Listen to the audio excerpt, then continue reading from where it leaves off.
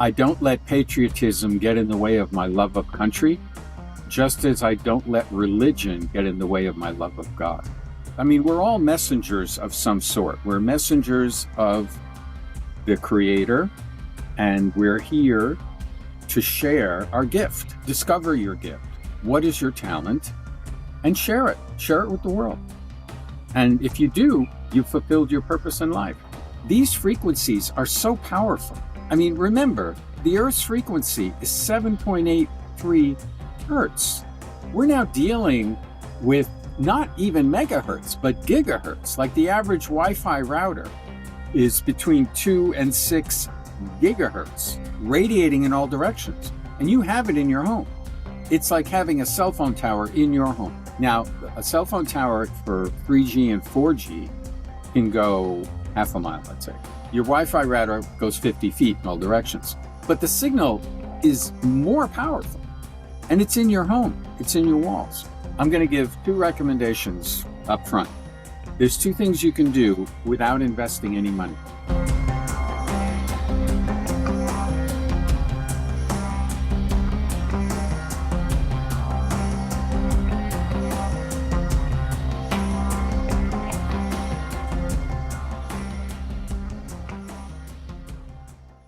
Hi, Guy.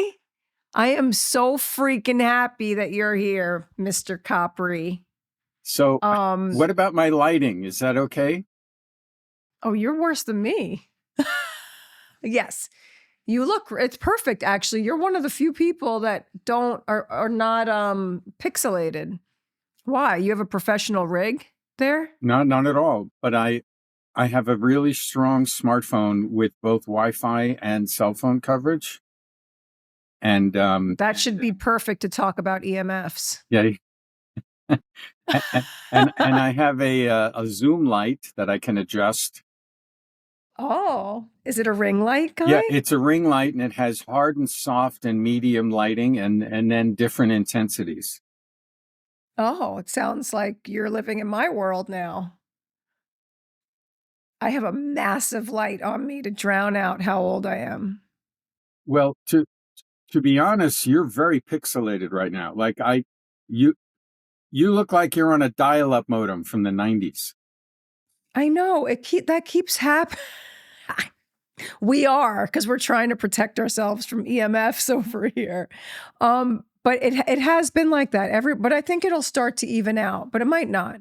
But either way, you look perfect and you sound even better. Oh, thank you. You look better. So I have my Bill Maher eyeglasses on, by the way. Nice, nice. I mean, can you see without them? Because I can't see anymore. Well, if I have to reference something on the computer, then I need them. Yeah, I mean, I just wear my glasses the whole time, sometimes. And then sometimes I don't. With you, I don't think I'm going to have to look at anything, because for people who don't know this relationship between you and I, yes, you basically have replaced both my parents in my life.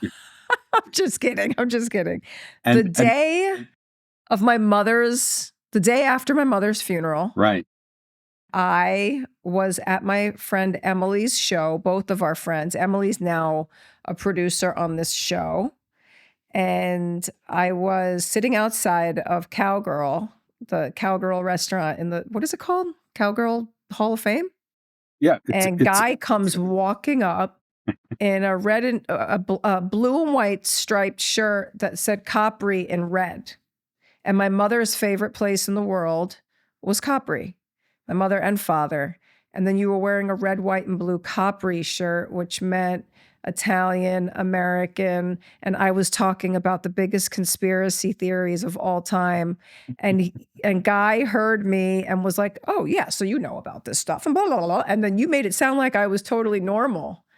And I was like, "Oh, there it is. My parents just sent him to me. They sent me an Italian and a Capri shirt to talk about the apocalypse. I'm in good hands." Goombah so I Guy. joke around. This is Guru Guy. And I drive this man absolutely fucking insane. The level of questions that I ask you, if people could listen to our voice notes, we never speak on the phone. He lives in New York. I live in LA. All I do is send the most insane 10-minute voice notes, and he responds with 10-minute voice notes. And it's like we're pen pals in the new age, getting sizzled by EMFs all day. Yeah, that's Guy. That's my introduction. Why don't you then tell some of these listeners, all 5 of them, because we're brand new. By the time this airs, we won't be as new, but tell everybody a little bit about your background, which would have enabled me to trust you upon meeting you, because I automatically was like, this is one of my soul brothers. Well, yes. So go ahead, Guy. Where are you from? What planet are you from? Yeah, that's it. I'm a walk-in. I'm a starseed. So, just like you, I'm a New York Goombah. I'm Italian American. I grew up in Brooklyn, whereas you're from Queens. And I like the phrase guru guy instead of Goombah guy. That sounds a little bit better. Guru guy, the Goombah guru. Right. The Goombah guru. But you're not a Goombah. Salenti sounds more like a Goombah than you do. Yes, exactly. Yeah. Because, I grew up in the neighborhood where they filmed Saturday Night Fever, that Bay Ridge. And I left when I was 10. And if I didn't, I would have ended up sounding like Tony Manero in the movie. I work on my hair and he hits it. Yes. I do my hair and he hits it. And I would come to the dinner table with a bed sheet covered over my. But I still have some of those polyester shirts from the 70s with the wide lapels. I mean, nice. You're very stylish, Guy. Thank you. You are super. Yes. Now, the only thing is, I'm also half Lebanese. So mom's family's from Lebanon, dad's Italian. So I grew up with the 2 best cuisines in the Mediterranean. Sorry for any of you who are Greeks or Turks or Libyans. We got the Italians and the Lebanese. We got the best. What's the Lebanese food? Well, it's Middle Eastern Arabic food, but the food tastes better in Lebanon because it's an incredibly verdant land and has been for millennia. And our valley, the valley where my mother's family is from, is called the Bekaa, and it's incredibly green even today. So all the food grows. Lebanese is generally acknowledged as the best of all the Middle Eastern cuisines. What are some of the names of these dishes? I want to go and have some fucking Lebanese food over here. Well, the next time. aside from like all right, the obvious stuff. The next time you come to New York, it has to be more than 12 hours. I know, I'm never there anymore. But do you know, my uncle did a 23andMe test. I would never do one of those fucking tests. No. But they came across, he came out, and they're 100% Italian. They came out as part Middle Eastern, like a big chunk was Middle Eastern. And I swear that it was Lebanese. He's gone now. But I swear they said that they were Lebanese. Yeah. And I was very surprised by that. And then I wasn't when I look at my face and I'm like, yeah, I look like I could be from somewhere in the Middle East, I guess. Maybe not with this fucking Hollywood hair, but. Well, most Southern Italians and Sicilians have a lot of Arabic blood in because the Islamic invasions, Yes. I was just in Sicily. 600 years of intermingling, which is a polite way of saying something else. Yes, intermingling. So I grew up in Brooklyn, and then I'm also a child of Roman Catholic school education. So I have 12 years of Catholic school. I think you have some, not 12, but. Oh, no, I'm full. Oh, I'm yeah. full on. I went to Marymount and then I went to Loyola. I went with the Jesuits. Oh my God. Yes. You got the full indoctrination. Oh, yeah. And my brother, when he was a kid, became a born-again Christian, tripping on acid. And he would try to hand out pamphlets in the hallways to all the priests to be born again, to get them away from their Jesuit roots. He was a madman anyway. Yeah. Yeah, I didn't have that element, but so let's see. But mom moved to Westchester County, which is the county north of New York. So that probably saved my accent. I have a more sort of accentless American English. And Unless you say Larry, say the word Larry. Larry. That's the giveaway, man. Larry, Gary. It's the giveaway. That's when people know that we're from New York. Otherwise, we say Gary or Larry. Well, when I go to my high school reunion, it sort of comes back, and we're a pretty tight bunch. So I graduated high school in '73, and that was the year the Vietnam War didn't end, but the U.S. pulled out all its combat troops, and I went to a community college at first, and I wasn't sure what I wanted to do. And I don't know about you, but I'm a lousy test taker. So I bombed the SATs. I couldn't do it. And so I did one side. Huh? I did one side. I did English, and I left math blank, and I filled in a lightning bolt going down the math section. What True was your story. score? 500? No, it was almost like an 800 or something. Wow. I still got into NYU film school, probably because my mother pulled 30,000 strings.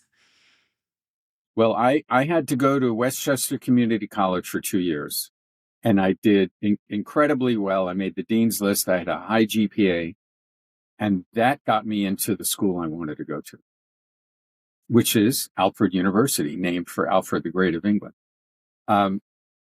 And I've been a student of history all my life. So I think this is one of the keys leading up to our other discussions is, I was 8 years old when JFK was assassinated, and I was too young to understand the implications or the ramifications, but I knew something was horribly wrong. Here's this young, dynamic, charismatic man, a president everyone had hope for. They believed in him. Even his critics admitted the guy's got something. And he was gunned down in public in front of thousands of people. And I said, wait, this can't be. It wasn't just, this isn't the America that I was told. It's like, this is seriously wrong. So I decided to start studying the history of civilizations. And luckily, the Catholic Church gives you a lot of that. They give you the brain dump. Like they go back to ancient Mesopotamia, and they teach you all about the ancient civilizations and how one led to the other, led to the other, led to the other, until we get to Rome. And now here we are. So, but do you feel like they actually gave us accurate descriptions of things? Because I felt like I was none the fucking wiser going to all those classes. Although we did have a theology class at Loyola that was so comprehensive that it was almost strange how much they taught us about about religions. I was surprised. That's a great point, Drea. In fact, they gave us a very objective view of the world's religions. And I remember after one class, I went up to the priest and I said, Father, it sounds like you're describing that human beings create religions so that they can talk to God. But the message is all the same. Like all the religions, their core beliefs are the same. And he said, yes, Guy, you're right. Don't tell anybody. It's funny, but this is obviously not what I mean. Well, this is all I ever want to talk about. Right. Is this topic. Right. But then I have you here today to talk about EMFs because you're so good at EMFs and understanding. But you know everything. Here's the thing with Guy. I can ask Guy about any fucking thing that's happening and he will have an explanation for it. I mean anything. And if you don't, you'll figure it out and let me know in an hour. But so yeah, of course, I just want to talk about religion and theology till the end of times. I keep trying to explain this to Blackjack, by the way, because he goes to a Christian school. Oh yeah. And he'll really come home with the Bible and be like, he's like, ah. And I'm like, no, dude. And he's like, you don't know because you don't know the gospel. And I'm like, I it was pounded into our heads when we were kids. I may not know, I'm not a dude, so I don't quote things. Like men can quote everything from movies, probably from the Bible. I'm not good at that, but I'm like, babe, I minored in religion when I was I forgot that I minored in religion when I was at NYU, because I was such a waste case back then.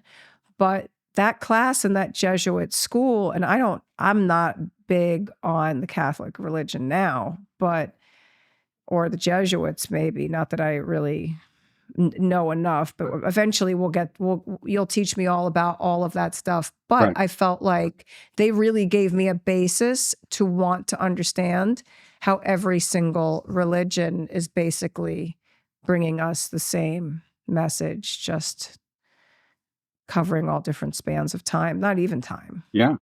I mean, there's a great expression. Some people say, I don't let patriotism get in the way of my love of country, just as I don't let religion get in the way of my love of God.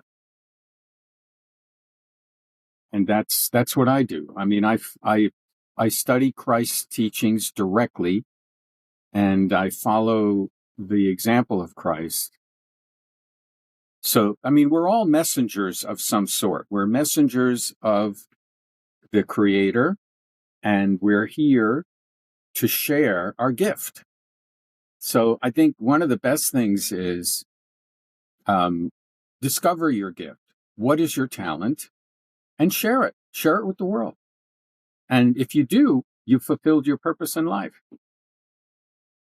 And now we can end the interview. Goodbye. So, okay. While they're fucking zapping us, all we're trying to do is share our freaking talents, and all they want to do is kill us. We just want to be human. We want to love and live and do that, all that stuff that, the people wear on the. There's actually a necklace says, I live, love, and laugh. Every time I used to see that back in the 90s. It made me want to vomit. But in a way, it's true. So It's anyway, true. Everyone's house, they're all over people's houses, like in Tennessee. Oh, like live, love, and laugh, or like all of these little sayings. But at the end of the day, it's true. That's all we need to do. I love being a human being. I don't care what people say. Yeah, that's it. That's what we want. That's what the purpose of freedom is so you can express who you are. So, but let me get back to war, because that's more interesting.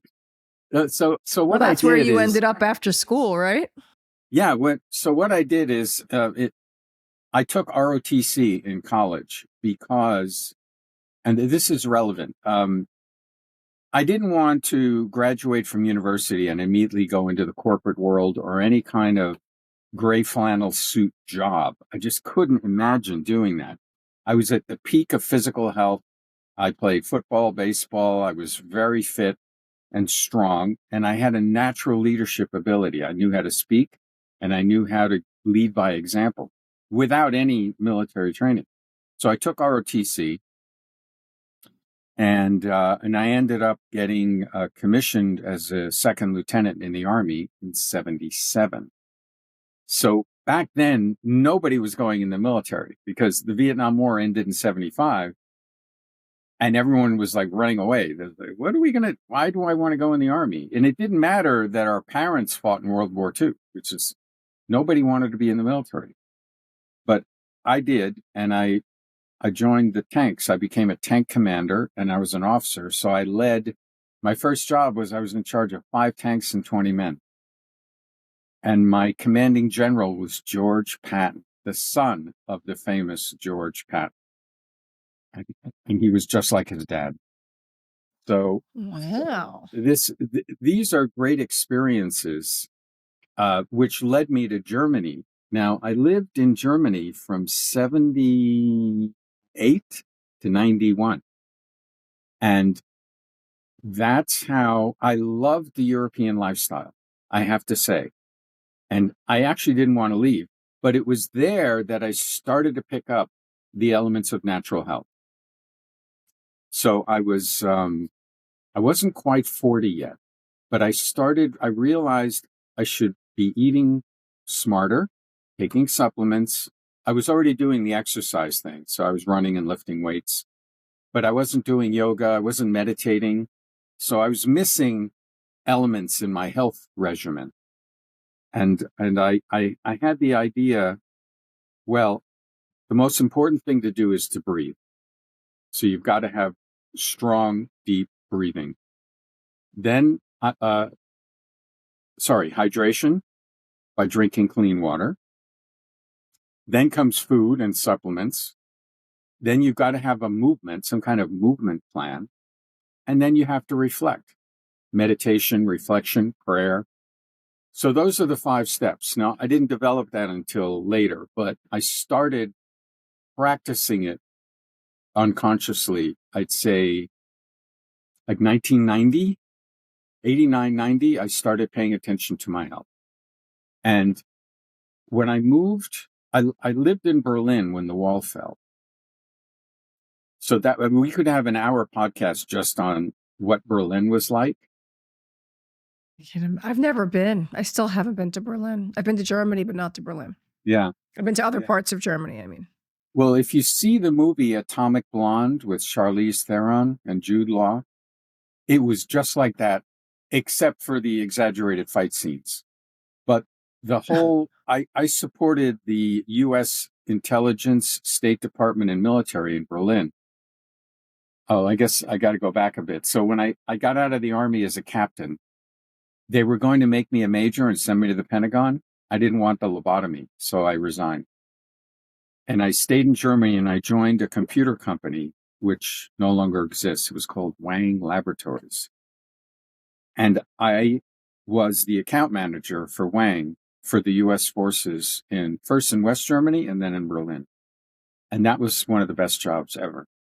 So I got to understand more about diplomacy, intelligence, and military affairs within a European context during the height of the Cold War. But I also enjoyed the European lifestyle. But eventually the wall fell, Germany united, and the Soviet Union collapsed. So all my business went away. So the Americans packed their bags and left. So I got a job in Washington, D.C. And shortly thereafter, I got this really bad case of bronchitis. And I didn't know what to do. So I went to a conventional doctor and he gave me this antibiotic. It was like the John Wayne of antibiotics. It kicked my ass. It completely wiped out all my gut bacteria. And man, it threw me for a loop. And I didn't know what to do. So I saw a lecture. Oh, this is going to be funny now. In light of the Epstein files, Deepak Chopra was giving a talk at a hotel near my office on quantum healing. And he was just rising. He was just, becoming a rock star. And I went there and this guy spoke for almost 3 hours. He had no notes. He stood on the podium and there was a glass of water and he didn't touch it until he finished talking. He was in the zone and he had the audience mesmerized. He was really good. Now, again, I'm not endorsing any of the stuff he's been caught in with now with the whole Epstein thing. I'm talking about, this is 1991. Right? So he inspired me and I went up to him afterwards and he signed the book and then we talked. And I said, I need some help. What is this thing you're talking about? Ayurvedic medicine? He said, you're in luck. I just opened a new clinic here and there's a female doctor named Nancy Lonsdorf, who's now one of the leading Ayurvedic doctors in the country. And I booked an appointment and she was wonderful. And she helped cure me and put me on the path to healing. And that's really what started it. And another thing, I'm trying to make all this relatable. So everyone knows Whole Foods, right? Well, Whole Foods didn't exist back then, but there was a health food store called B. Gordon's. And it was a one-off, B. Gordon's. And it was in Bethesda, Maryland. And the guy who ended up founding Whole Foods, he's from Texas. I forgot his name. It'll come to me later. He found out about it and he went there and he copied everything they did. And he created Fresh Fields. I don't know if you remember Fresh Fields. Before it was Whole Foods, it was Fresh Fields. No. Yes. And then See, he you opened. know all these little details. Yeah. I mean, it's interesting, right? That it's a sort of the evolution of the health movement. Yeah, we were just talking about how now it feels like the health movement is actually corrupt. It's like it only took 2 years for it to all fall, to be commercialized and now be a bunch of shit. Well, that has to do with the type of corporate capitalism that America conducts. I'm not against free markets are fabulous. Capitalism's great, but we have a particular kind of corporate oligarchy where any new idea is immediately bought and absorbed into the corporate fold, and then it becomes corrupted. So you have a lot of vitamin companies, for example, that have been bought, water companies, health products like personal care products. They all get absorbed. So it's harder and harder to pick a product and then be aware if it goes public or if it gets bought. But that's another subject. So back then things were still kind of innocent, but I learned a lot about supplementation and exercise. I started meditating and doing yoga. I went to an ashram, but then I met an environmental lawyer who was also an engineer, and he understood about radiation. And he taught me a lot. He turned me on to that missing aspect of health, which is man-made radiation, which we cannot control. And back then, there were no cell phones. This was the early 90s. There was no Wi-Fi. All there were maybe old computers on your desk, but there was a lot of electronic stuff. And he turned me on to the Navy conducted a study back in the late 60s when Richard Nixon was the president. And they studied the effect of electromagnetic radiation on human health. And I have the study. It's in my my handbook. By the time you're ready to publish this, I'll have a link we can put in the notes so people can read this little handbook for free. But this study listed all these effects of radiation on human health, and almost every area of human health is impacted. And that's when I discovered we're electric beings. And one of the best books about this is The Body Electric by Robert Becker. And he explained how the life of the cells in our bodies rely on electron flow. And that electron flow is great when you're living in nature. You're walking barefoot in the grass, you're on the beach, you're climbing a mountain, you're breathing in fresh air, you're drinking clean water, eating great food. But we're living in an industrial society. Most human beings live in cities or in suburbs, and everything that their body gets exposed to has become, it's a commodity and it's industrialized. And that also goes to electronics.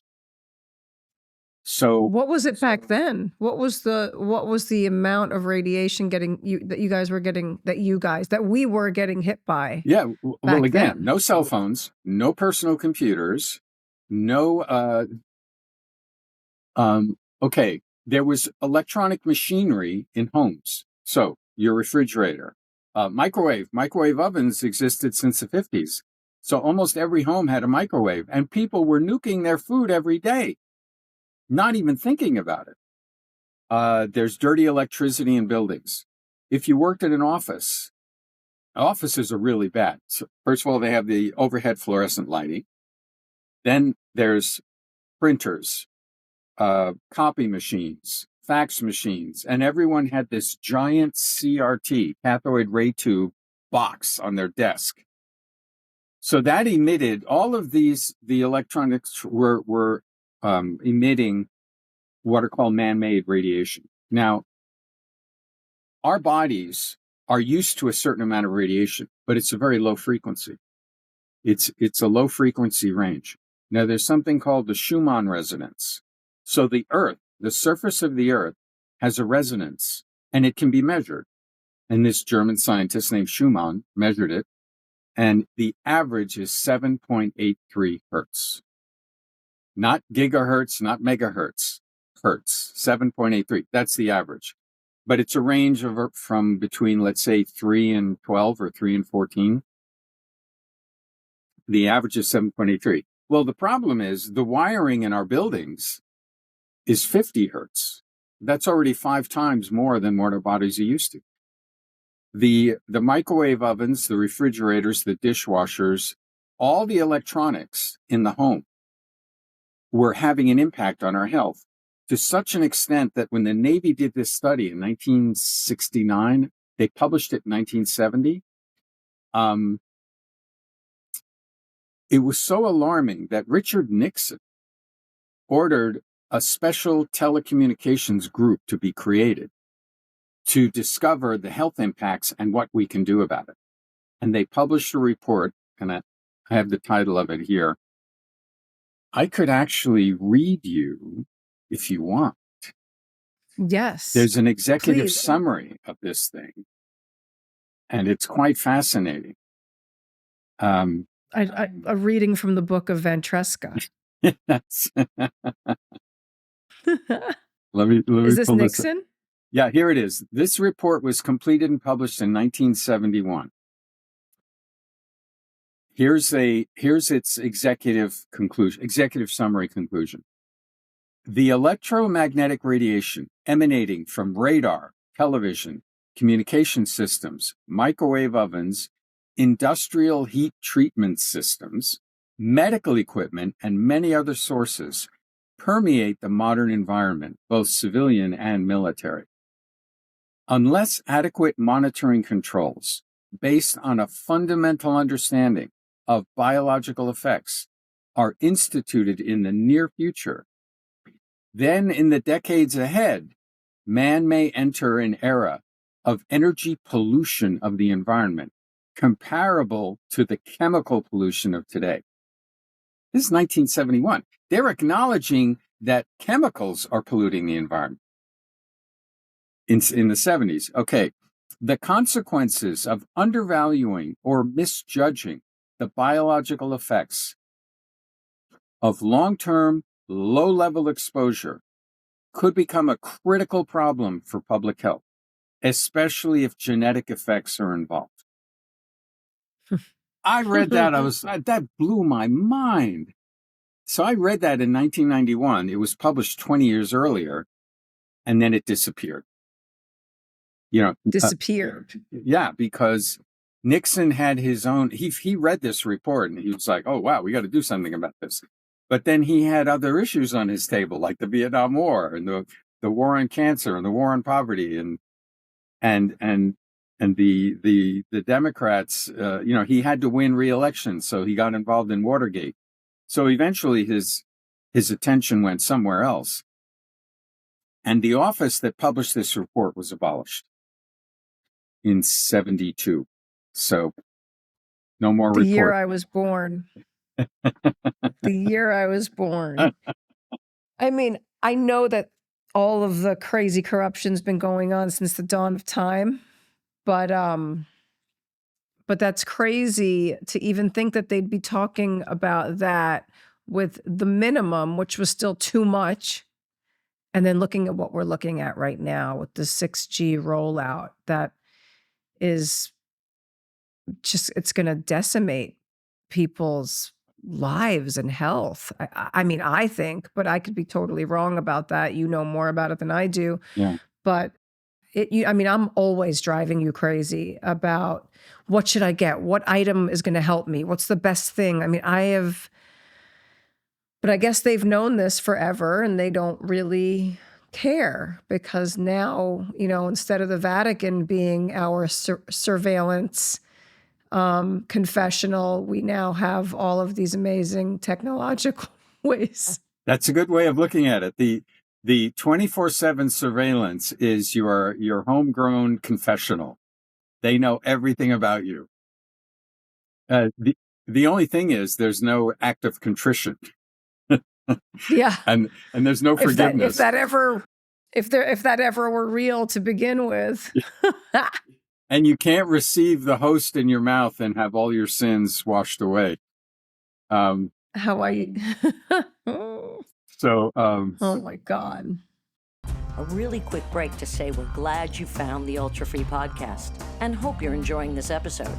A great way to support the podcast is to head over to the Ultrafree website to buy merch. Link in the show notes below. We have cool hats and hand-screened t-shirts, and we'd love to see you in them. So buy a few, take photos, and tag us on your socials to spread the Ultrafree vibes. Like and subscribe and leave comments when you have them. And remember, we don't need to be right. We just need to be free. Ultrafree. Now back to the episode. So why did you get into the EMF thing? Why was that the main? I mean, that was your main thing too. I mean, was it not heavy metals? Was it? Well, I guess they go hand in hand anyhow. Well, you expressed shock that this was known, but nothing was done about it. I mean, what about the food supply? Look at the poisoning of the food supply. Almost everything used in agriculture comes from petrochemicals. Almost. I don't know if you've seen, there's this new series called Landman, and the main character, Billy Bob Thornton. I was going to say Tommy Lee Jones. Billy Bob Thornton is out in the desert with an attorney, a lawyer, and she's saying, "Oh, why don't we all have windmills and solar panels and get rid of all this gas burning?" And he gave her a 5-minute lecture on the uses of petroleum and petroleum byproducts. They're in literally everything. Everything. You can look it up. So is the show good? Huh? Is the show on our side of life? Is it good? I would say Taylor Sheridan on our side of things? It's like your show. It's great drama. It's probably the best drama on TV now, like The Sopranos was 20 years ago. Oh, that's because I love him. I love Billy Bob Thornton. Yeah, he's really there are good life lessons in there. But it is Texas centric, and it's about the oil industry. But his point was, all personal care products, the things you put on your body, they're made from petrochemicals. Your clothing, your car, anything made of plastic. I mean, if you think about it, there's plastics in everything, and it all comes from petrochemicals. Wasn't that, I mean, so to me, it's such an old story now, the Rockefellers and the medicines, and that's like 101, but it's so old to me now that I've actually forgotten the details of it. But how did that become the basis of all of the medicines when they decided to wipe out all kinds of holistic, or not holistic, just regular vitamins, just Well, back then, holistic was normal. Homeopathy, doctors would advise their patients on diet, on lifestyle choices. They ask you, do you get enough sleep? When do you go to sleep? Where do you, there was an awareness that contaminated water could cause polio or cholera. So they would ask you about those things. And this is not to put the blame on the Rockefellers, but I mean, why not? John they're D. being blamed for Rockefeller, everything else right now. He had a monopoly on the oil industry before it was broken up by Teddy Roosevelt. And he was thinking, well, what else can we use this oil for besides fuel? And the pharmaceutical industry was created. So every pharmaceutical drug is made from petroleum.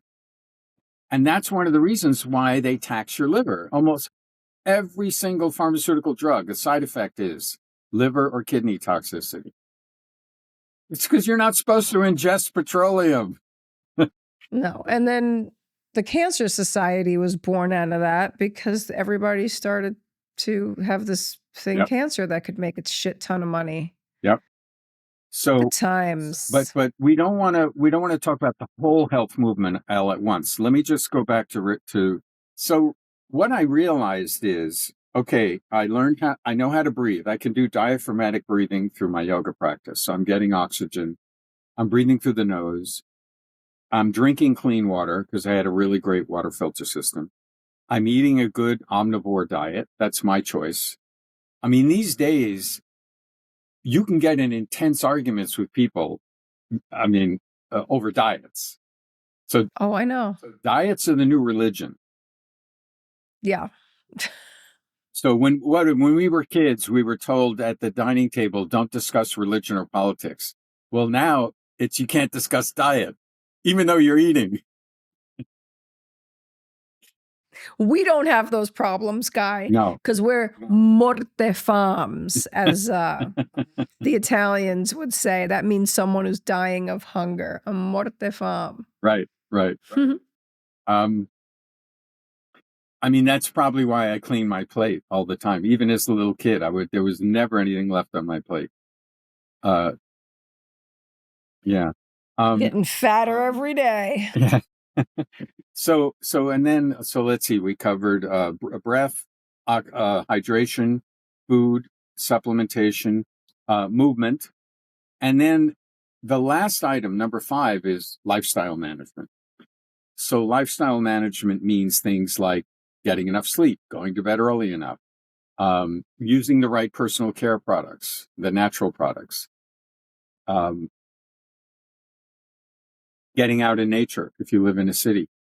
But I added EMF protection as a critical part of that 5th element, because since that report was published in 1971, there has been nothing but an increase of radiation from man-made industrial processes, and it's not going away.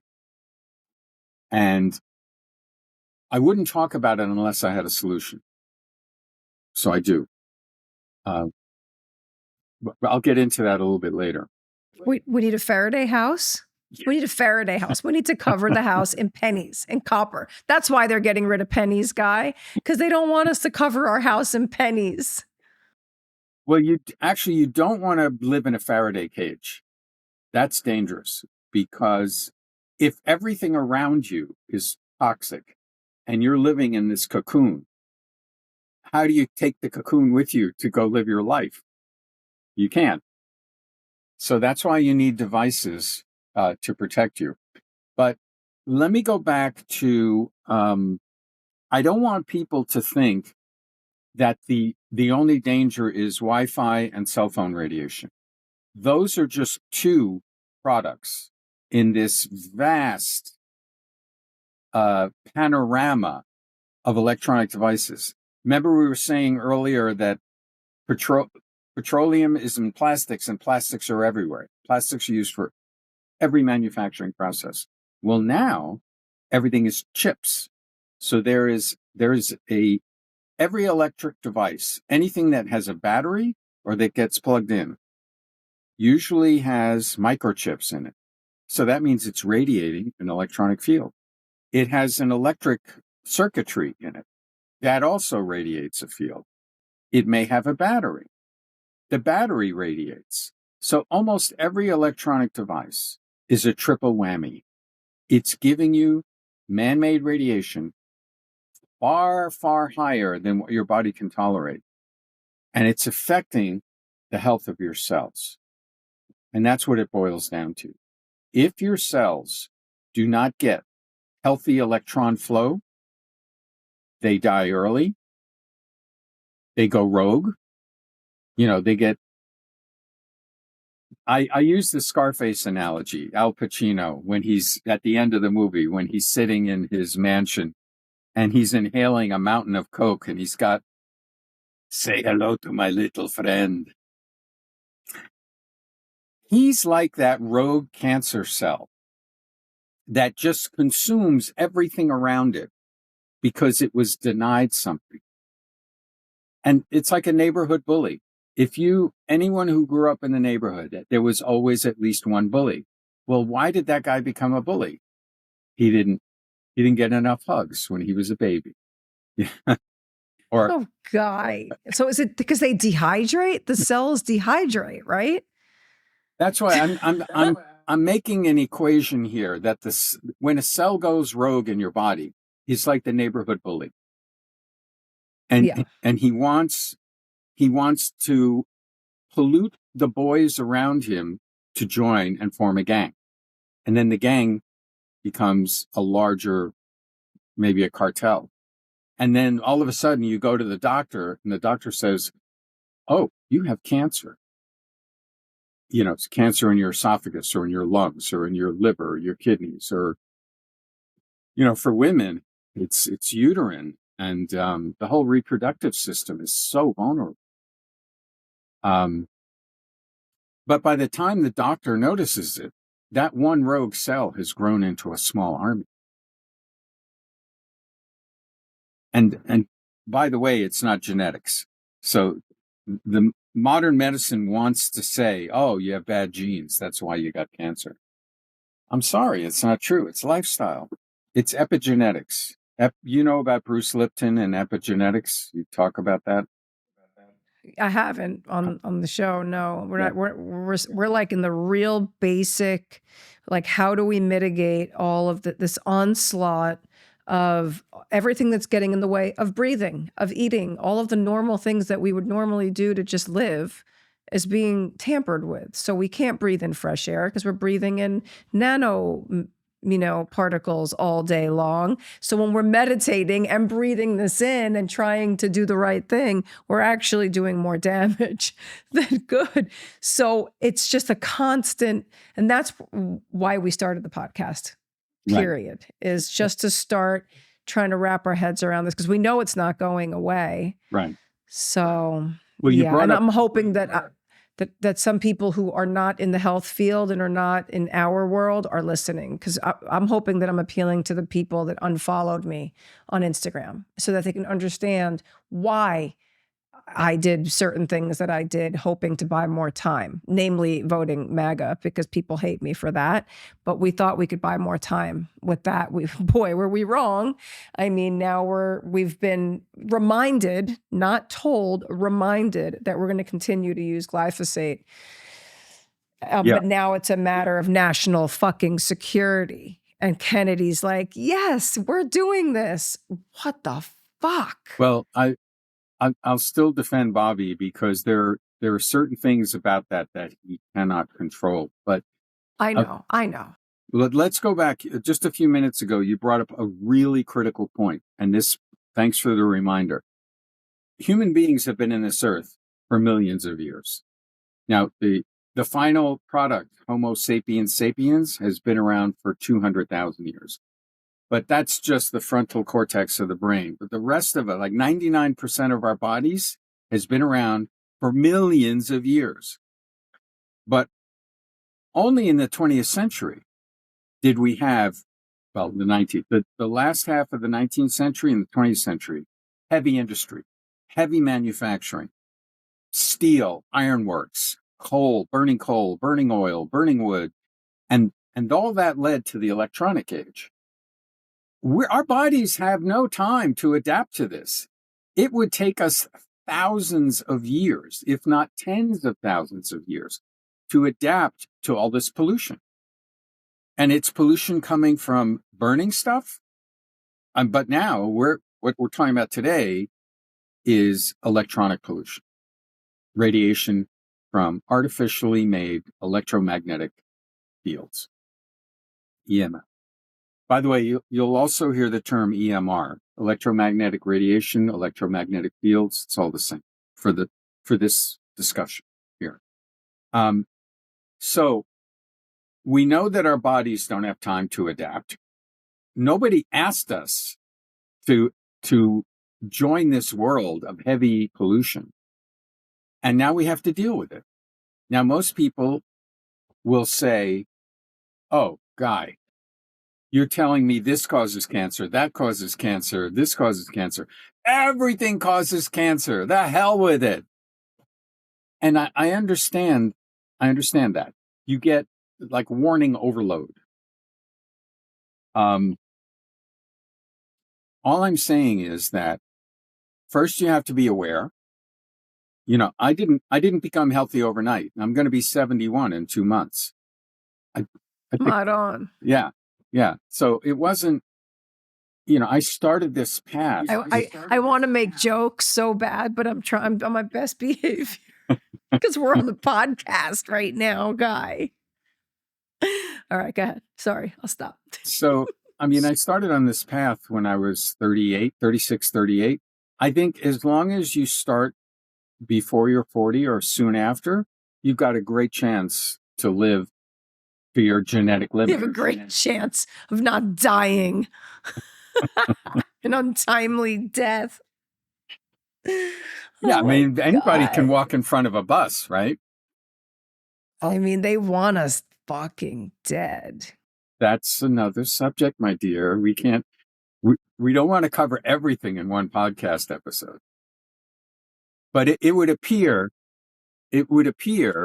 that either intentionally or unintentionally, that the industrial processes of humanity are killing us off.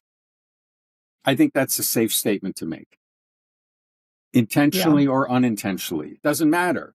It's happening. So you can live in denial until the day you go to your doctor and he says, this part of your body is failing you and you now have cancer. And now I invite you to go even deeper into the world of toxic substances so we can radiate you and cut you up and then give you chemotherapy. I never understood this. I never understood any of the cancer treatments. I never understood it. It just always felt absolutely insane to me. But yes, I agree. But it comes out of a lack of awareness of the processes of nature, of how the earth functions and how we interact with nature, with the earth. We're in this planet is a pearl. I mean, it's in a stage of evolution where it's full of abundance. And as a species, what we're doing is we're raping and pillaging, essentially. But we're also doing it back to us. Everything we do to the earth comes back to us. It's the law of karma. You know, you slap someone in the face and walk away, eventually it's going to come back on you. So how do we, as aware, health conscious human beings, live in this environment? So, how are we doing on time? Should we, we're approaching. We're fine. I have to take Bama to rehearsal at 5:15. That's all. Oh, okay. Yeah. 5:15. I'm good. Okay, so we have another 2 hours? I mean, you and I could voice note for 2 hours straight. By the way, this man doesn't sleep. He's also a fucking vampire. Oh, you're ruining my whole pitch. Drea, come on. No, listen. We're on a every different healthy schedule. person I know has at least one vice, and mine is I stay up too late. That's true. Well, I mean, I'm a night person too. I like to stay up late. I actually start to feel better in the evening sometimes. But I also think that because sometimes I just feel like shit in the morning, and a lot of that has to do with the sky spray.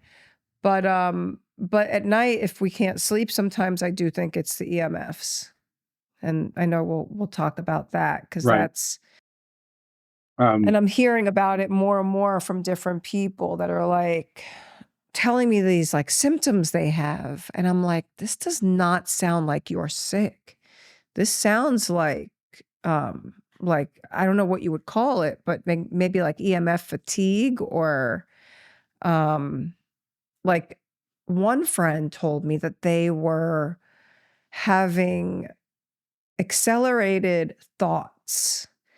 And they are not the kind of person who has any kind of those thoughts or anything. It couldn't, not even a thought, like a song will stick in their head and the song will play over and over again as they're going to bed and they can't sleep and their hearts are accelerated and they have no anxiety at all. And I've felt that. I mean, I feel better now that I have all these devices in the house, but it's a thing. Yes. So people's minds are racing. That's true. Look, we're living in a giant psyop. So it's just. I mean, I thought we weren't going to do that in this episode. Well, no, we won't go into where it comes from, what its origins are, but it's there. So you may think your thoughts are yours, but they're not. They were planted in your head through psychological operations. And this has been going on since the advertising industry exploded on the scene in maybe the 30s, 40s, but definitely by the 50s, for sure. But it used to be product oriented, but now it's ideas oriented. So now what they're feeding you is a narrative. Oh, there's the infamous they. They are doing this. I used to say to my grandmother, "Who is they? Who are you? The people. The people are coming to fix the this, the that. What? Who? The they."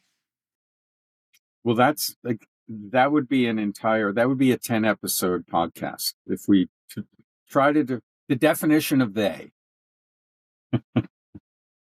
It's the archons. No, I would say. Are the archons the creatures that go into your eye and program They're non-physical. They're non-physical, but they're parasitic. So they can attach themselves to your mind and to your body, and they can really mess you up, make you suicidal.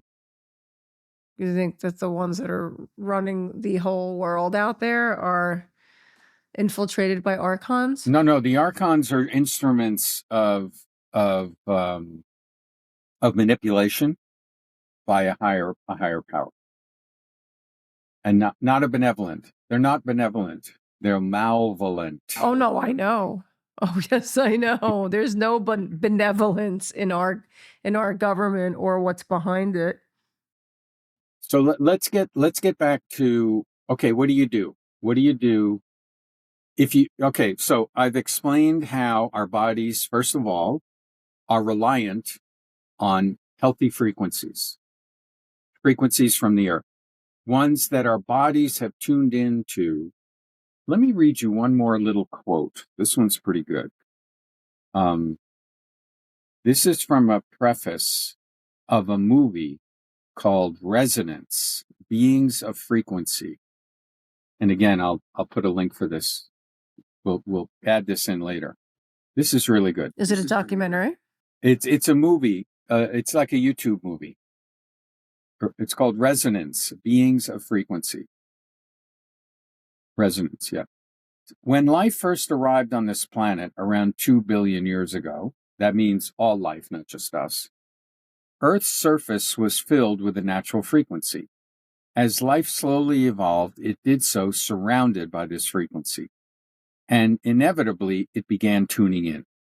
By the time humans arrived, an incredible relationship had been struck, a relationship that science is just beginning to comprehend. And this movie was made about 10 years ago. Research is showing that being exposed to this frequency is absolutely integral to us, integral to who we are. It controls our mental and physical health. It synchronizes our circadian rhythms, and it aids our immune system and improves our sense of well-being. Great words here. Not only are we surrounded by natural frequencies, our bodies are filled with them too. Our cells communicate using electromagnetic frequencies. Our brain emits a constant stream of frequencies, and our DNA delivers instructions using frequency waves. Without them, we couldn't exist for more than a second. We are literally the body electric. This delicate balance has taken billions of years to perfect, not just on this planet, but around the whole universe. But just in the last 25 years, I would say since 1990, probably, so longer from our time frame, this harmony has been disturbed, and disturbed dramatically. Mankind has submerged itself in an ocean of artificial frequencies. They are all around us, they're filling the air, and they're drowning out the Earth's natural resonance. To the naked eye, the planet appears to be the same. But at the cellular level, it is the biggest change that life on Earth has endured. Wow, that's heavy.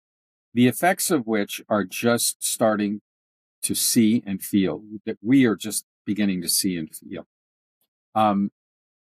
So yeah, that's from the movie Resonance.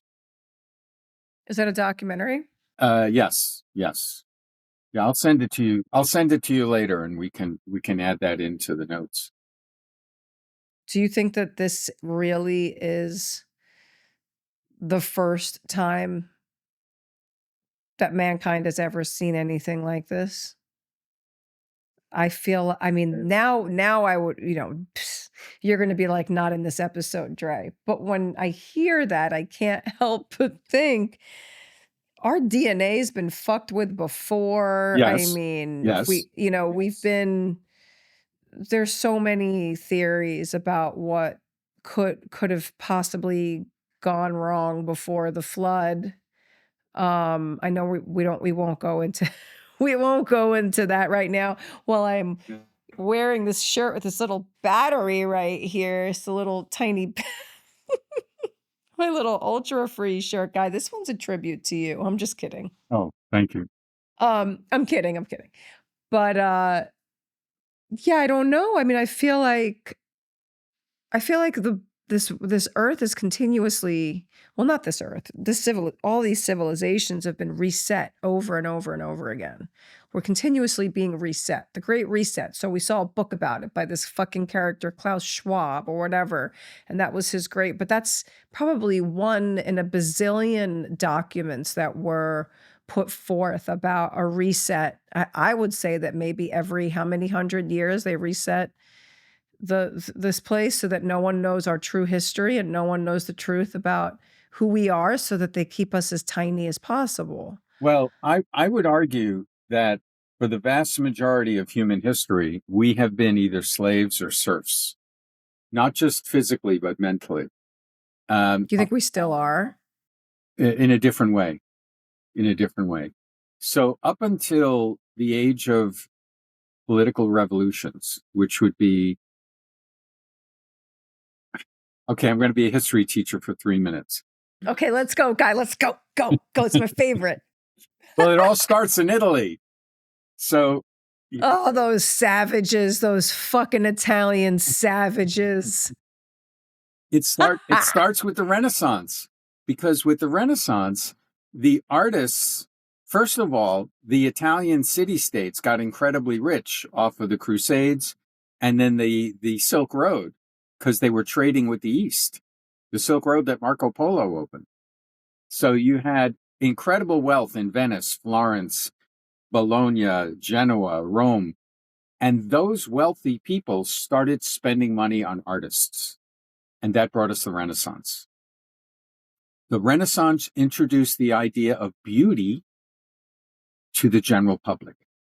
Before, the concept of beauty in art was strictly for the nobility, the aristocrats, the monarchs, and all the rest of you, hoi polloi, you just worry about where your next meal's coming from. Well, all of a sudden, the common person could witness beauty and feel inspired by life. And this spread throughout Europe, and the Renaissance led to the Reformation. And the Reformation was that's where the Protestant movement came up. A lot of people started questioning the church because they were exposed to ideas outside of their little village. You got to remember, 99% of the human race was born in a little village, lived their whole life, and died. And the only time they would venture off is maybe 10 miles in this direction or that direction. They knew everyone and everyone knew them. And all of a sudden, there was an awareness that there's a world out there other than my wheat field or my carpenter shop or my blacksmith forge. And then people started questioning. So when you give someone a little bit of information, they're going to absorb it. And then like a little kid, they're going to say, why, how? And the Reformation came out of that. And so the church had to deal with a revolt, which led to an incredible series of wars, which killed millions of people. But, and the Reformation then led to the Enlightenment. So the Enlightenment was a period in Europe where philosophers could publish their ideas on rights, human freedoms, liberty. And these ideas spread. And that led to the age of revolutions. First, the American Revolution, then the French Revolution. But at the same time, it also brought about an industrial revolution. So again, the sequence is Renaissance, Reformation, Enlightenment, Revolution. But I would argue that things sort of stopped after that. So once we achieved a certain amount of freedom, and the idea of freedom was entered in our minds as a possibility. Because again, before this period, nobody ever thought they could get out of slavery or serfdom. And in many ways, serfdom was just as bad as slavery. Even though you weren't owned as property, you couldn't go anywhere. So for the first time, you had freedom of movement, freedom of thought, and it was okay. And there was literature for the first time. The printing press was invented by Gutenberg during this. That's what led to the Reformation, actually, and the Enlightenment. So where was I? So the reason I brought this up is technology. Technology starts entering the sphere of human experience around during the second industrial revolution. So the first one was in the late 1700s. The second one was in the middle of the 1800s. And then the third one, Klaus Schwab actually does a good job describing this. So he said the third industrial revolution was in the 20th century. And that's with the age of computerization and electronics. But the fourth industrial revolution is going to be AI, robotics, and machine learning. And this is so people who are utopian thinkers, they think this is wonderful. Well, the problem is you don't need a lot of human beings. If you perfect robotics and AI and machine learning, what do you need? Why do you need humans around? So we're useless eaters now. You need butlers and maids and nannies and cooks. Massage therapists and plumbers. There's a few jobs. Well, I don't think AI. I mean, the joke in vocational school, HVAC technician, plumber, electrician, carpenter.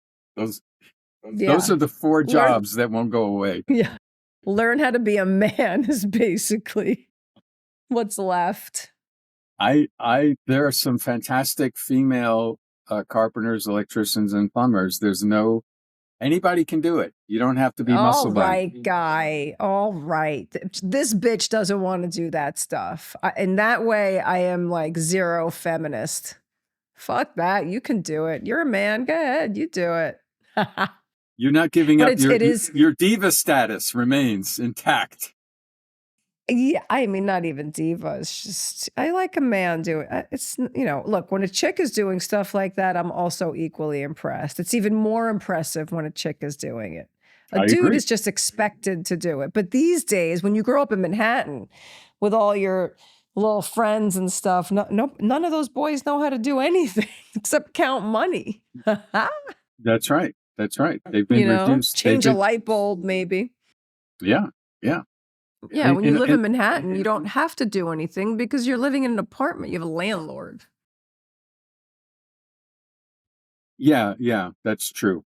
But let me go back to this development of industrialization. So for the majority of human existence, progress was snail's pace slow.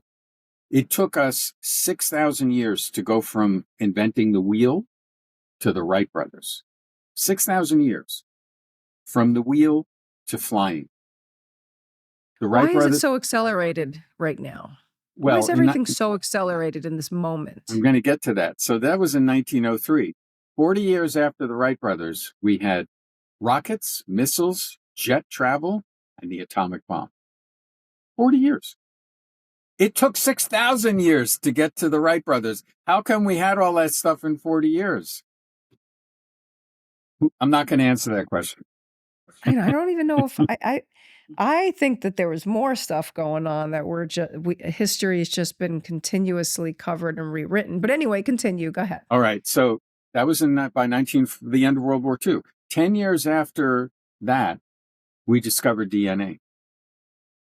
That was 1953. Did you say DNA? DNA? DNA was discovered in 1953. That's right. And DNA was discovered? Let's say by the end of the 20th century, scientists had mapped the genome of every major plant and animal species, including human beings. That's in 53? Yes. Is that weird? Yeah. Wait, why so late? I don't understand. Well, science... Am I missing something?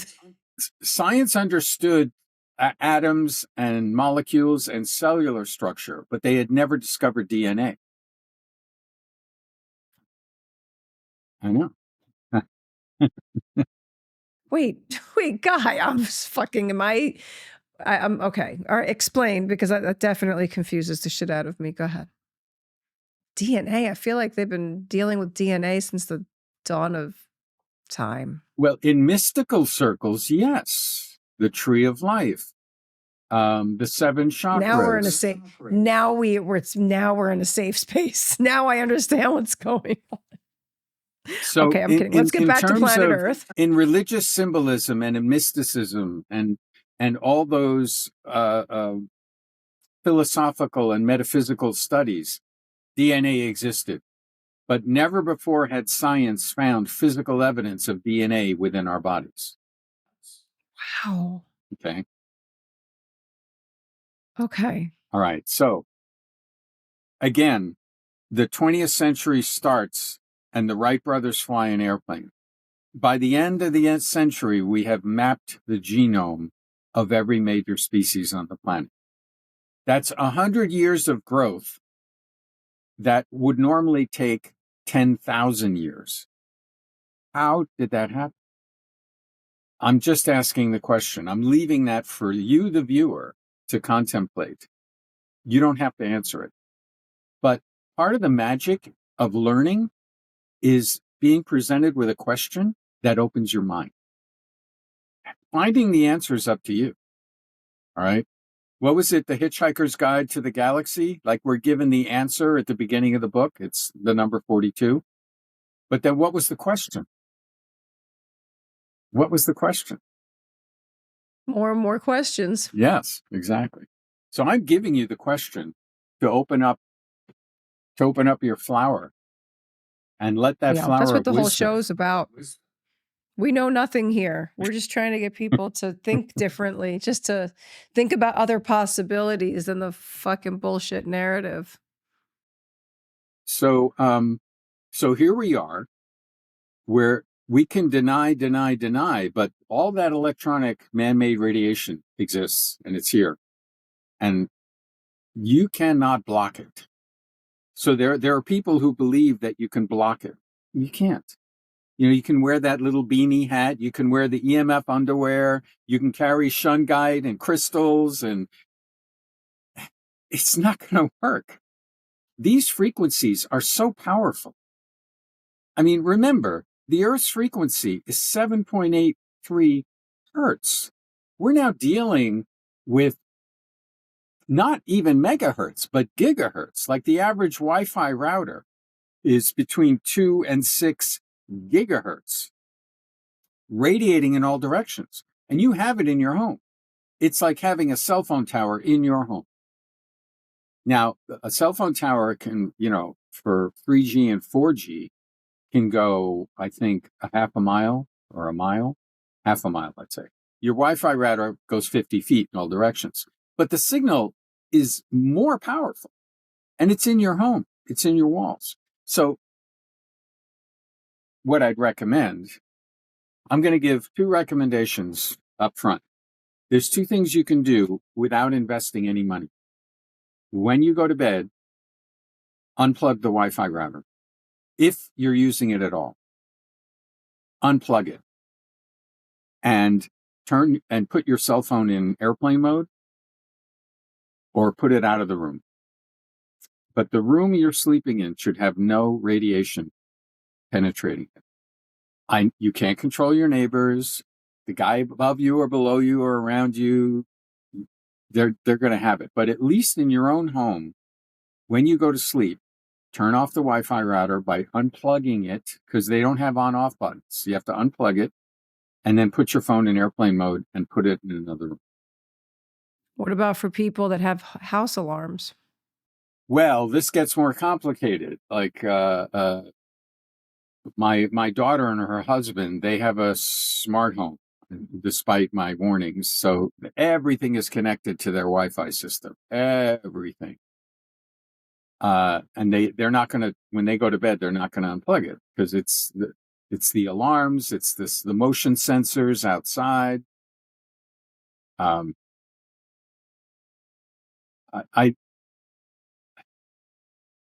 I can't. Okay, those are lifestyle choices that are hard to make, but I'm just imagining my daughter's family watching this or listening to this, going, "Oh, there he goes again." But there are other solutions, and which I can go into now. We can start if you'd like. Okay, can I ask a question? Yes. Okay. Because that's my favorite thing to do with you. I've been can you believe that I've just been very quiet, and I'm not like, and what about this? And what about that? Is it probably, I know that you can't, the EMF clothing is bullshit. You can't sit in a Faraday bag. You can't do all this shit. But like, I was listening to this commercial today. It wasn't really a commercial. It's this company, Dark Bags. And I liked listening to the girl talk about her lifestyle and some of the changes she's made and some of the things they're selling to mitigate.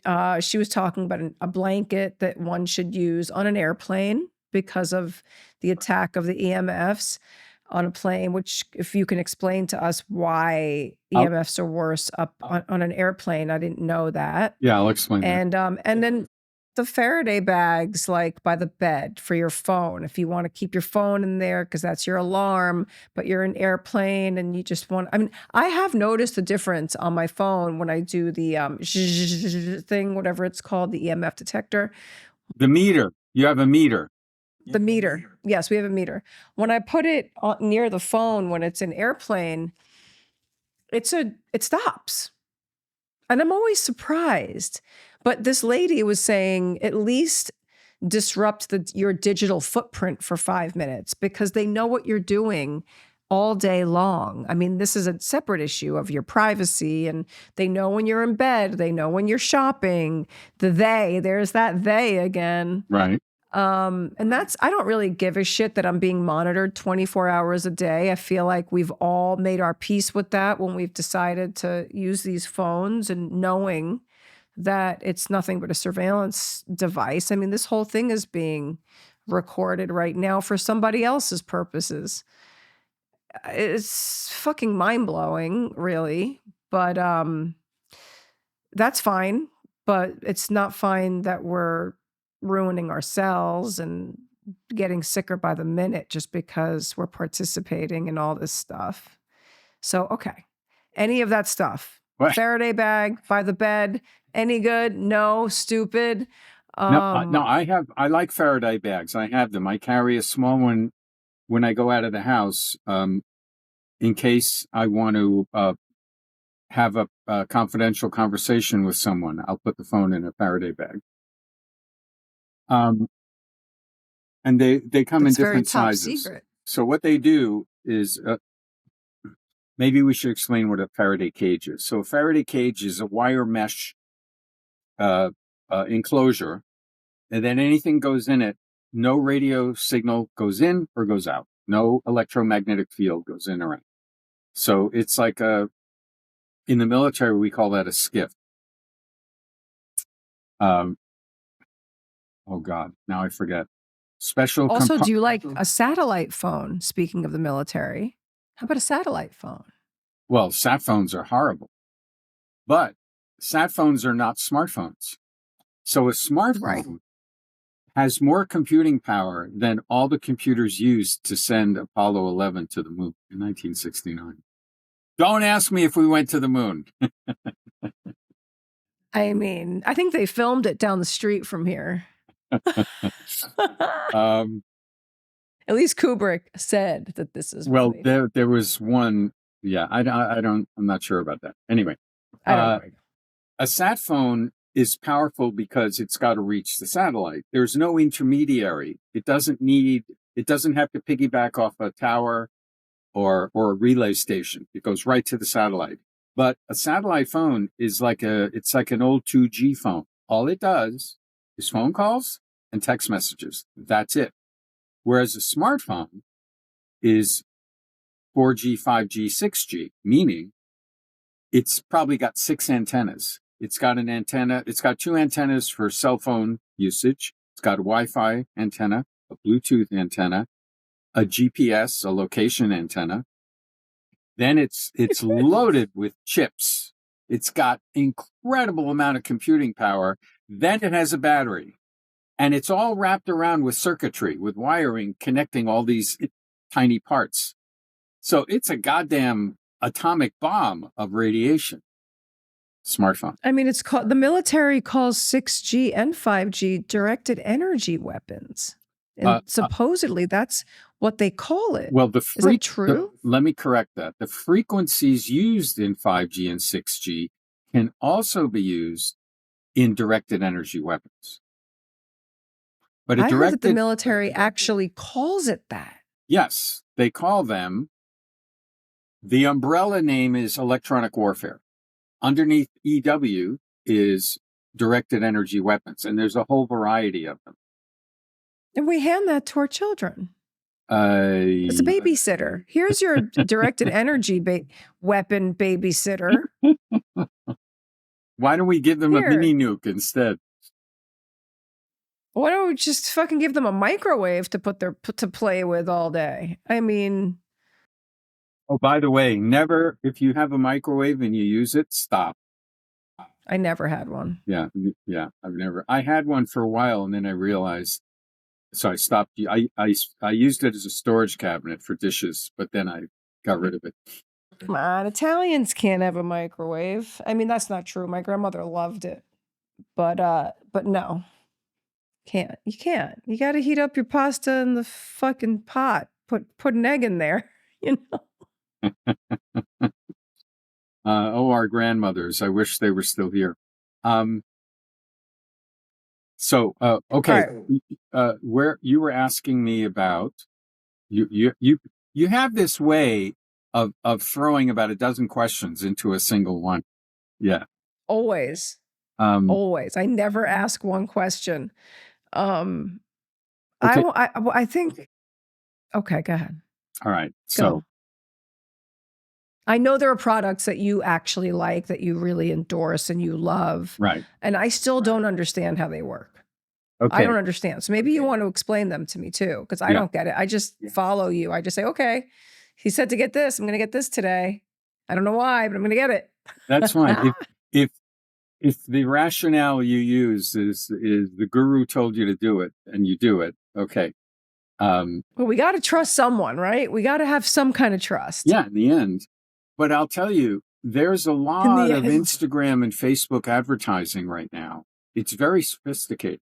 And what they'll do is they'll lay out the problem.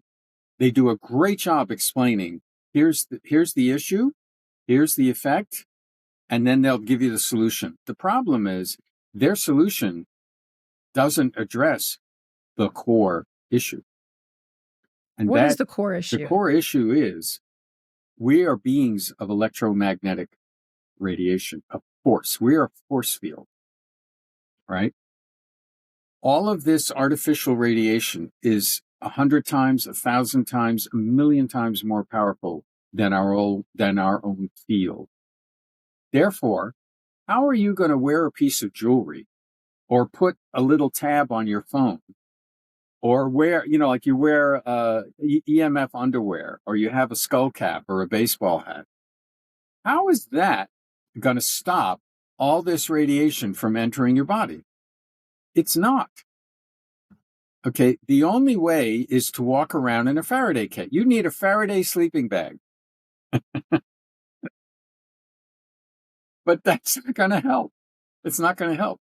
So the solutions should be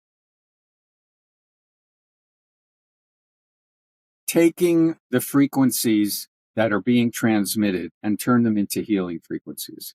So you need your own counter EMF. Now, some people call it pulsed electromagnetic fields. There's something called PEMF. There are healing devices which put out the Earth's frequencies so that your body will resonate with them. So the idea is your body wants to connect. Just like emotionally, we want to connect to other human beings for purposes of love or affection or family. Electromagnetically, we do it as well. So every time our body comes in contact with another energy field, it reaches out and it's like a handshake. The thing is, when there's no supportive, healing, positive frequencies, the body is forced to shake hands with the cell phone tower, with the Wi-Fi router, with the satellite, with the Bluetooth devices, with all the electronics around us. And that's how we damage the cells of our body. So what if you could transmit healing frequencies all the time? Then your body would shake hands with the healing frequencies and the bad guys would just sort of go over your head. In other words, it's not that you're blocking the bad frequencies.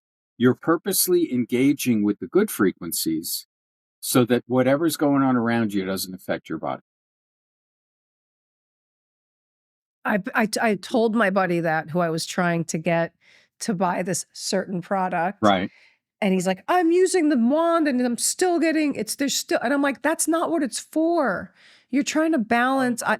I explained it by we're trying to balance the frequency and take in the good frequency. I think I might have done a decent job explaining it, but now, yes, that's really well put. But what I do have to ask you now is, what's the difference? I'm saying brand names. I don't care. That's all right. What's the difference between Blue Shield, which is what we both use, and Brimhall, the Tesla coil? Which is the total shield. So you got the Brimhall is the wellness company that makes the total shield. And then Blue Shield is a separate. They do different things. So You suggest having both. I suggest having both because they do different things. But look, we're all on a budget. Like if you're on a budget and you can only afford one thing, fine. Later on, get the other thing. So, you brought up the meters. So you may have a friend who has a meter and he'll run around your apartment and he'll hold it right up to the Blue Shield or the Total Shield. Oh, it's not doing anything. The meter is still high. That's because the meter is not going to know that your body is resonating with the good frequencies coming out of these machines. The meter doesn't read the human body. It just reads the electromagnetic fields around. So remember what I said, the fields are not being blocked. They're not being mitigated. They still exist. Yeah. But it's almost like you're putting a cocoon around yourself. You're putting a force field around yourself so that you will only resonate with the love instead of with the hate. Nice guy. Very nice. All right. So, total shield. So Dr. Brimhall is a chiropractor, I think. Yeah. So he discovered all these frequencies, and then he found a defense contractor in North Carolina that was producing machines for the Navy, because the Navy recognizes this problem. I mean, they did the research back in the 70s. So, for example, if you're a crew member on a submarine, my God, you're surrounded by a giant electromagnetic fields, not to mention the nuclear reactor that's propelling the submarine under the water, and the nuclear torpedoes and the nuclear missiles. So they started putting machines in ships and in subs, and I think also in the International Space Station, they have negative ion generators. They have I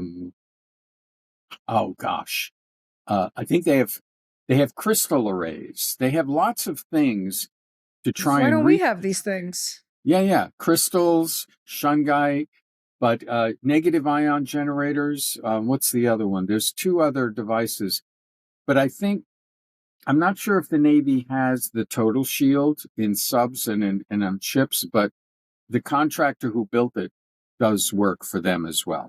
So what it is, it's a canister, it's a plastic container, and it has Tesla coils mounted inside, plus other electronics.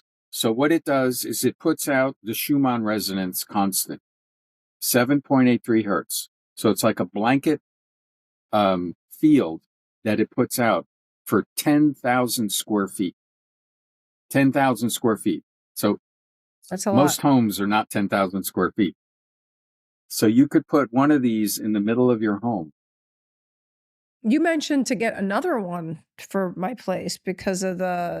If you have the money, I'd recommend getting two of them, and you put them in opposite corners of the house, because then they interact with you. Yeah. Oh, okay. All I'll right. have the blue shield in the other part of the house. Yeah. Well, I'm just talking about total shield right now. So yeah. Optimally, if and they're not super expensive. They're now $325 for the total shield, using my code. So I'm going to give a code that we'll put in the notes. Please order using that code. You'll get a discount. So it's called the Harmonizer. So the Total Shield company makes a product called the Harmonizer, and that's the Tesla coil thing. So it puts out the Schumann resonance over a 10,000 square foot area. It also has a little antenna that protects you from 5G. And it's got, now they say it neutralizes HARP. Now, we haven't talked about HARP. I know that's one of your favorite subjects with Dane and the geoengineering crowd. I just spoke to him. I couldn't get him to talk about HARP for too much. Now I'll get you to talk about. So I'll be honest, I don't know how the device protects you from HARP, but HARP broadcasts an extremely powerful electromagnetic field up into the ionosphere. It's like giving the Earth's atmosphere an electric chair shock. And some of that comes back down to the Earth's surface. So this device apparently protects you from the residue, the fallout from HARP. I didn't know that. I'm not testifying for that effect. For me, just the Tesla coils and putting out the Schumann resonance, that's good enough. So are these pulses, are they coming from NextRad? No, it's just a constant, it is pulsing from the Tesla coil, but it's constant. It's not pulsing. I mean the EMFs, I mean the 5G, the 6G, all this stuff. Is it NextRad, or is it like where, aside from what's occurring naturally? What do you mean NextRad? I mean, that's what all of this, we're always talking about NextRad, the whole geoengineering thing, but that is where they're pulsing all the time when it comes to all of the particulate in the sky. And Okay. Right. and those nights that they're going hard, we can feel it. Those of us that are sensitive to it will fucking feel it. That's why I got the machines to begin with around the house, aside from the Earth's regular sort of what is this thing I keep hearing about where the Earth is not taking a breath, or the Earth is taking a breath, or you might be able to explain that better, Guy. Well, the Schumann resonance has recently modified itself. It's no longer, it's getting higher. So the Earth's frequencies are getting higher. Why? Is it competing? Well, if you listen to the Galactic Federation of Light, they'll tell you. Here we are. They'll say that that the Earth is such a jewel that it's receiving light frequencies from the galaxy and beyond to launch it into the next stage of its evolution as a planet. So it's trying to help it heal. And if you want to go along for the ride, you better buckle up, baby. Episode number, I don't know. But I can't believe you did it, Guy. There's a YouTube channel called GFL Station, Galactic Federation of Light Station. I love it. And if you want the woo-woo, baby, that's like woo-woo on steroids. But by the way, I'm just going to fucking go ahead and say it, because why not? Why else are we here? Everything I've heard from those broadcasts has been spot on. Yes. Why? What is that? Who's doing that? It's some AI voice. What is it, Guy? Is it you? Oh, no. I wish. Is it you? When you first sent me one, I was like, is it fucking Guy masquerading in an AI voice? Yeah, it's me on ayahuasca. Because it's funny, if you go back and listen to them in the past, they're spot on.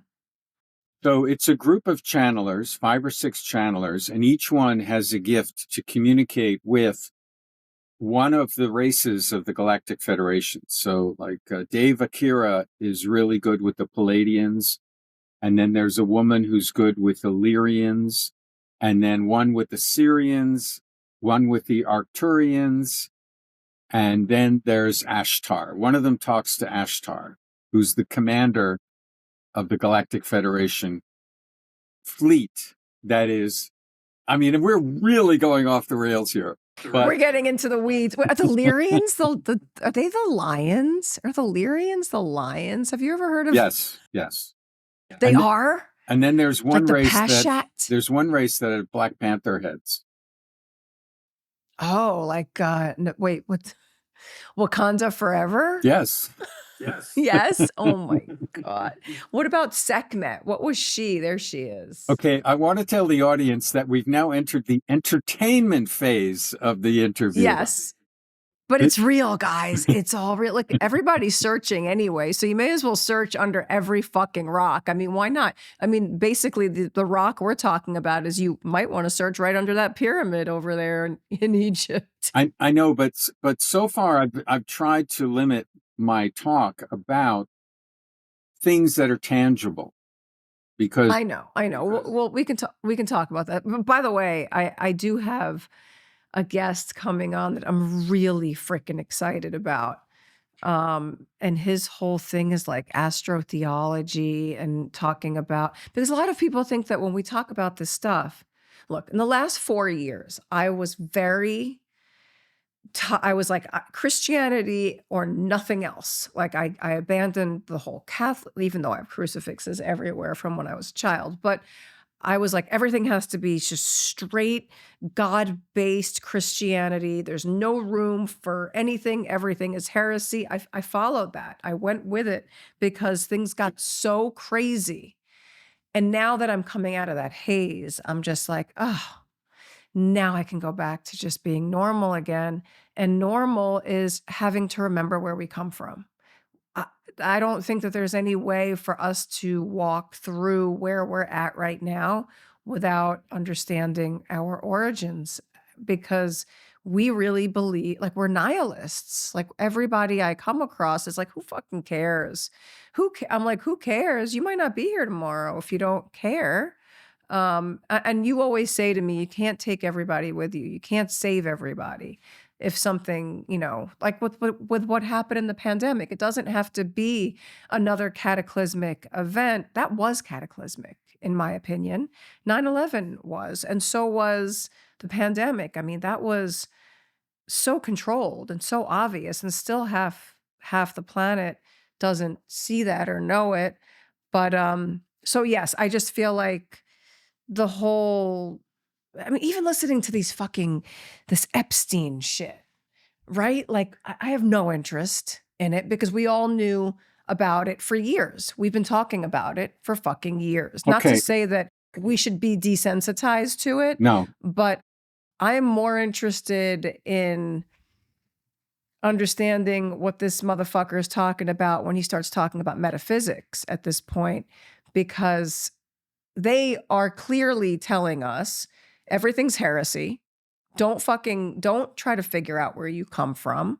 You just stay in the fucking dark, breathe our fucking weird particulate from the sky, fry yourself on our fucking EMFs while we sleep in fucking Faraday cages and eat these fucking golden calves all day long while you eat fucking antibiotic-ridden steroid meat, And Andrea, wait, when your mom wanted you to pay, Andrea, he said. When your mom wanted you to pay attention, what would she call you? Andrea. Okay. Andrea. They called me Draybird, actually. That was my name at home, was Draybird. No, I mean the type of, when your parents want you to they're trying to get your attention. They would say your full name. Andrea. Yeah. That's how my grandmother would say it. But you know what I mean. So I just feel like all the heresy shit, all the alien talk, all the astro fucking astrology. Yes, sure. Reading your horoscope every day is like goofy shit, but there's real validity and science in all of this. And we're being conditioned to believe that it's heresy, especially on social media. Because I monitor my kids and I'm like, what are they fucking talking about? Forget about social media. What about science? Ever since the scientific revolution, which coincided with the Enlightenment, science said, well, we figured out how the earth works, how the universe works. It's a giant machine. So it's literally a left brain way of looking at the complicated functioning of the universe. By the way, there's a great movie everyone should watch called Mind Walk.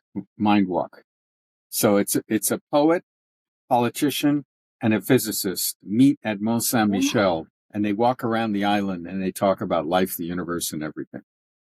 I love this. How come I don't know about this movie? It's a great movie. I'm gonna write this down. And Philip Glass did the soundtrack. Mind Walk. Oh, I almost moved into the building next to him. And when I went to go look at the building, he was playing piano every time. And I couldn't close the deal on that fucking building. And I wanted it so bad. Yeah. All right. So even before all this stuff came about, let me ask you something. Could you rescue everyone you know in your life? The ones I know?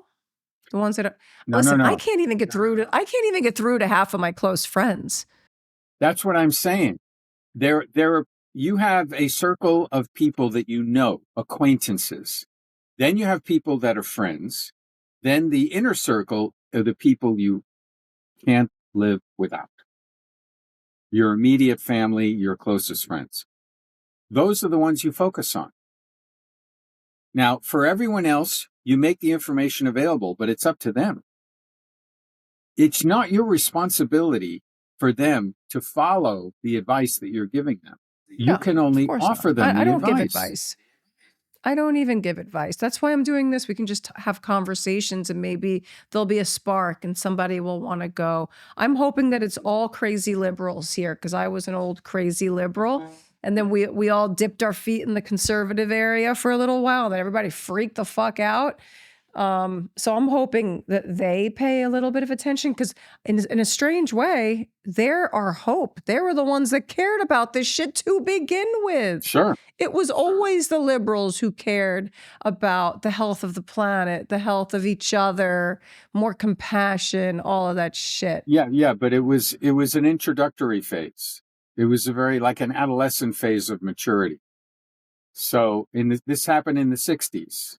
Now, the guy who wrote the Fourth Turning, Neil Howe, he talks a lot about the generational shifts that occur in people become aware, then they want to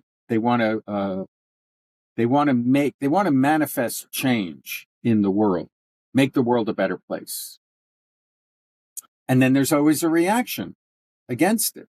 So there's blowback. And so in the 60s, there was definitely that, like peace, love, harmony, great music, fantastic concerts, lots of unprotected sex. Oh, that's what this house is. This house was one of the main fucking houses of that time. And Right. meanwhile, we thought those days were cute. And then we find out that was all just another fucking psyop. Not necessarily. I mean, there was definitely influences. You're talking about the book Chaos, right? No, I actually haven't read it. I have it here. I didn't finish even reading this book, but Obstructed Generation. Oh. It's a Horowitz, but more just knowing who everyone's parent was in Laurel Canyon.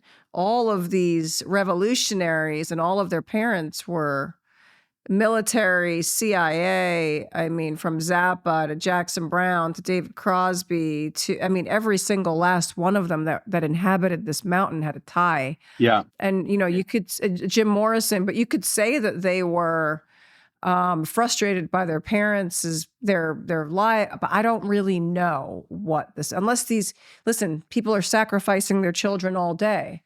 I don't know if these kids came here for solace or if they were sent here on a mission at this point. Who knows? No, I don't. Just because their parents were in the system, they're part of the establishment, doesn't mean that they are instruments of that control.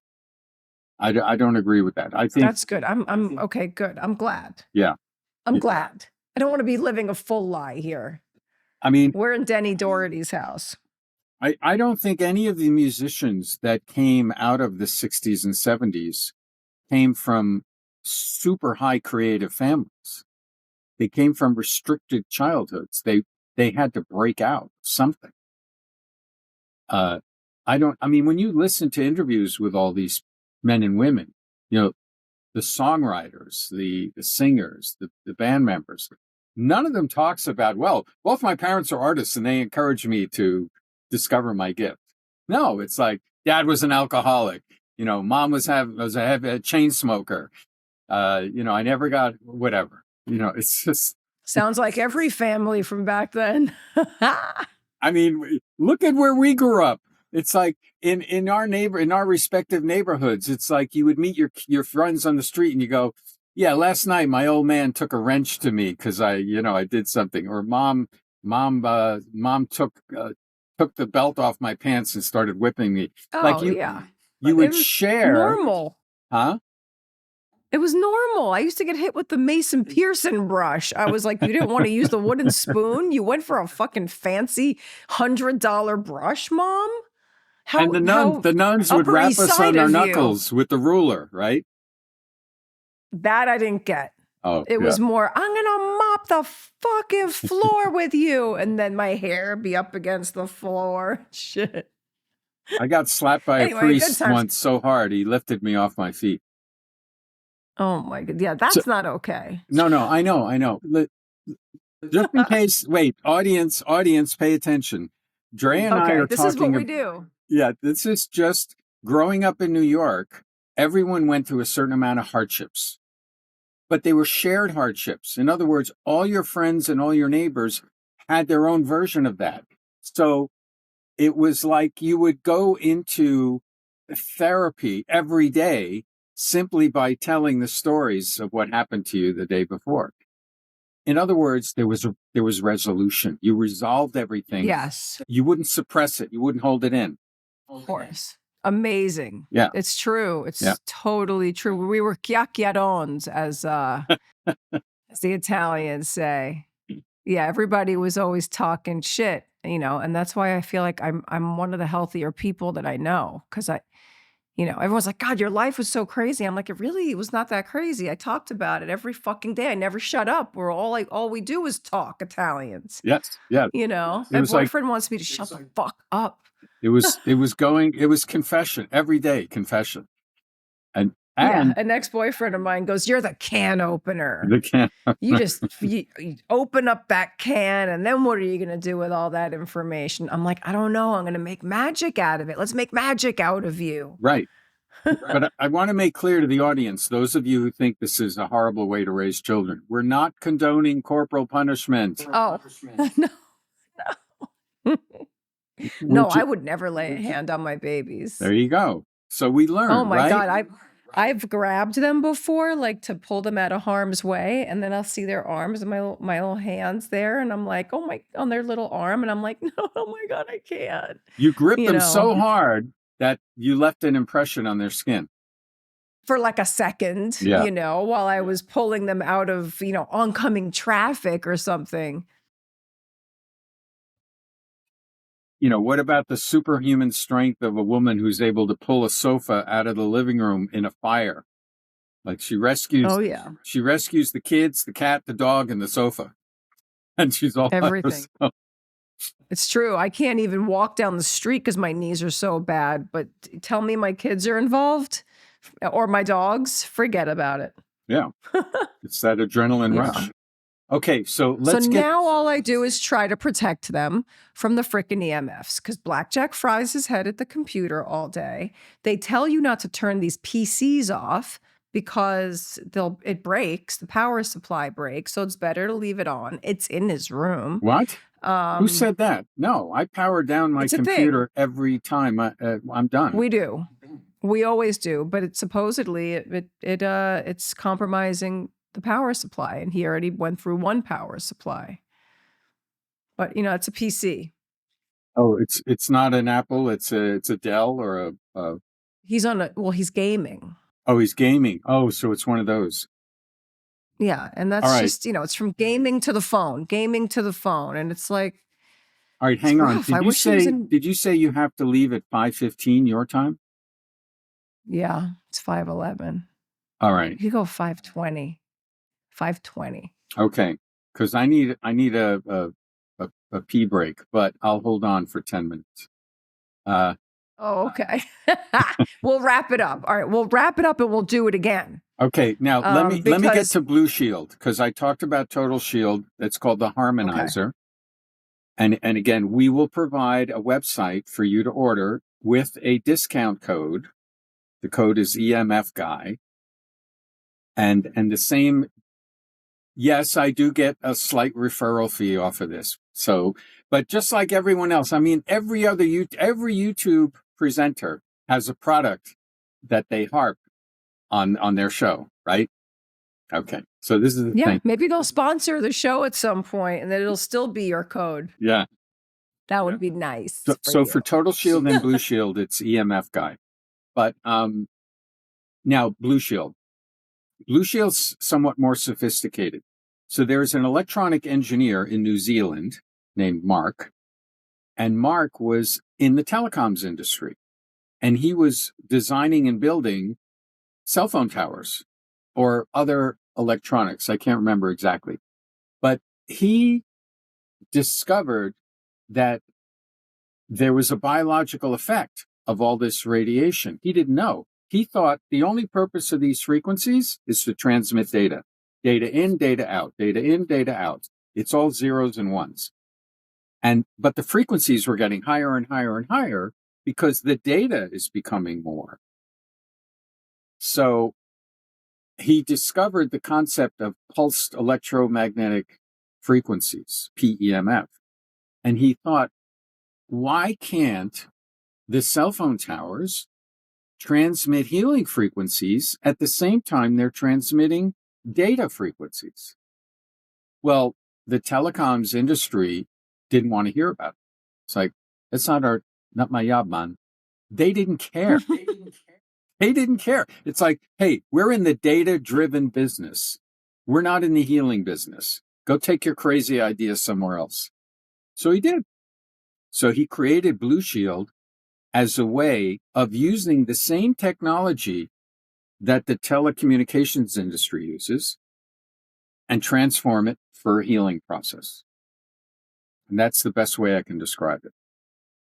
So Blue Shield makes devices that are powered.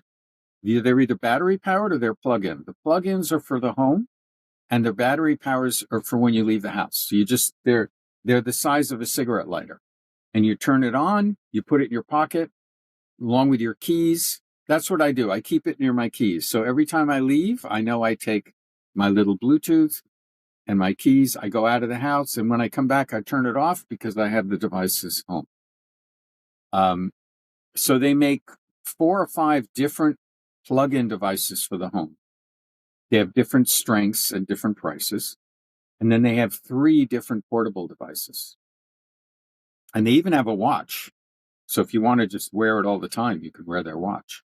And what it does I don't is go anywhere without mine. Yeah. It pulses at the same level as the cell phone tower. So your smartphone and the cell phone tower are pulsing at each other. They're sending like every 1 second or every half second. Are you there? Yes, I'm here. Okay. And they shake hands. And it's that constant pulsing. So the Blue Shield does the same thing, only it's pulsing out a variety of healing frequencies, not just the 7.83 hertz, but a variety of frequencies. So the home versions have the most impact. And again, you don't need a lot. You can get one and it'll go more than 100 yards in all directions. So if you put it in the center of the home, I don't know too many houses that are more than 200 yards wide. Because again, 100 yards in all directions, you put it in the center of the house, you're good to go. And then the portables go 10 feet in all directions. So if you're in a car, it does everyone in the car. Yeah, and they last forever. The battery on it lasts for days. Long time. Long I time. noticed. But you turn it off when you get home. Sometimes I forget. But yeah. So we'll give you the Blue Shield website and then the code's EMF guy. And then you look and see what you can afford. Now, if price is an issue, I would recommend getting the harmonizer from Total Shield or Brimhall. Get 2 of them for your home, put them in opposite corners, then get the Blue Shield, put it in the middle, and then get the Blue Shield portables for every member of your household. And what about the magnets? Do you like those little magnets that you just keep in your pocket? Those are nothing. Right. So there is a magnet card. So Brimhall sells a magnet card for $10. It's just a tiny little square, not that big, and it's a polarized magnet. So it's a double-sided polarized magnet, and what it does is you put it in the left pocket. You have to put it in your left pocket because, believe it or not, frequencies don't just hit you full frontal. They sort of move around your body and envelop you. They don't come in through you, they envelop you. And what this magnet does is it sort of repels the frequencies coming at you so they go further away. And I explained this once to a woman. She says, "Oh, I can't do that because I'd be damaging the person to my left."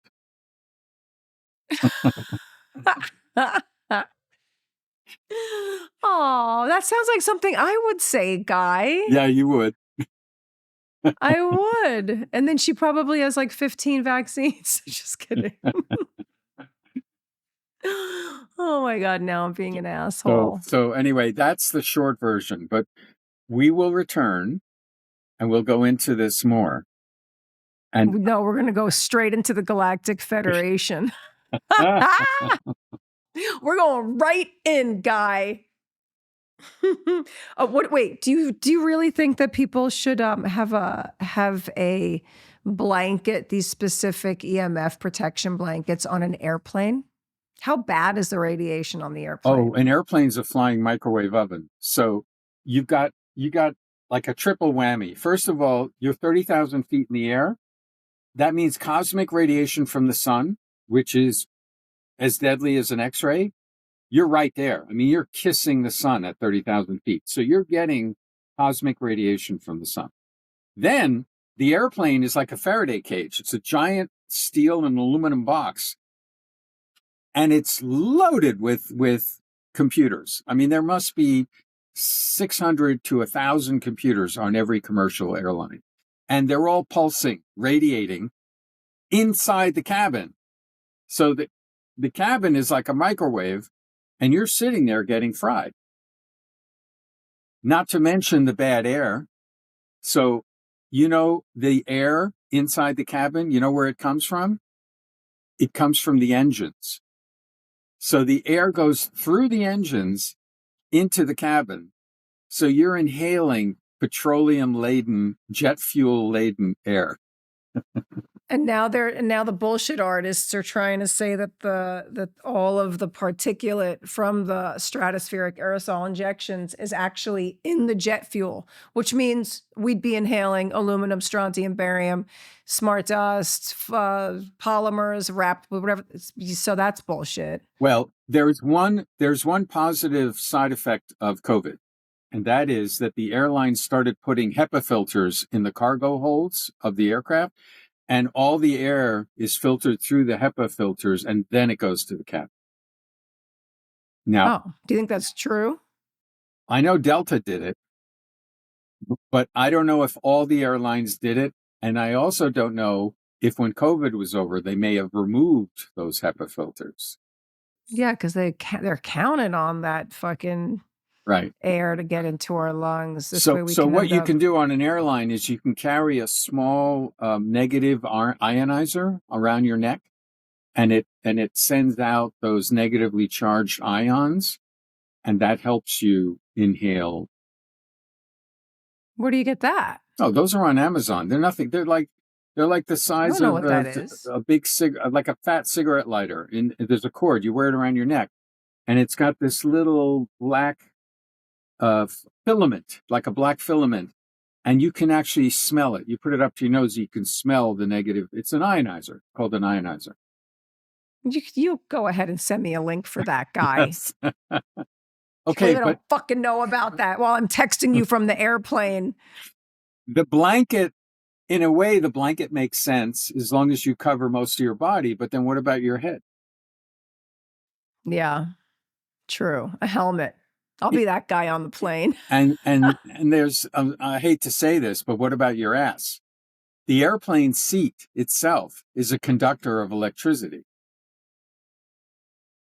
Yeah. Wow. It's like a now mini you're electric dropping chair. bombs right before it's time to go. Jesus Christ. Are you available next week, Guy, to get back on the phone and talk about how 5G, what this new 6G rollout is going to be about? Yeah, even though it's not new, and I'm sure it's out already. And we can also fill the gaps in what we discussed. But I really enjoyed this, and I talk to you as if the audience is sitting around us the whole time. Oh, it's like what do they call that? A fireside chat? Fireside chat. Is that what it is? That's us, Guy. This is our fucking Goombah fireside chat. Maybe we can bring Salenti in to yell and scream about geopolitics for a little while.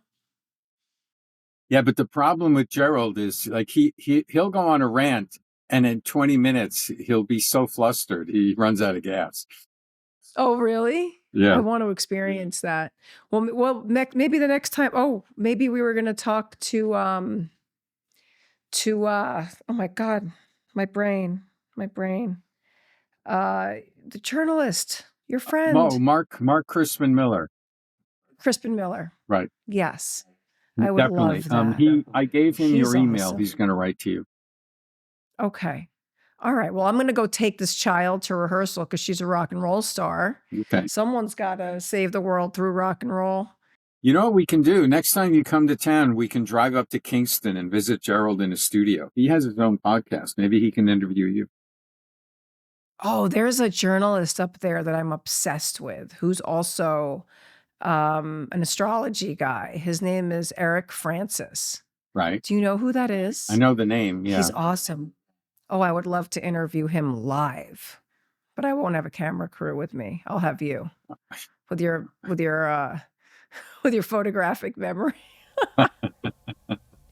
Anyway, all right, I'm going to take this baby. Guy, I love you. I'll be voice noting you all night. I'll see you at 2:00 in the morning on the voice notes. Goodbye. Good night. Thank you.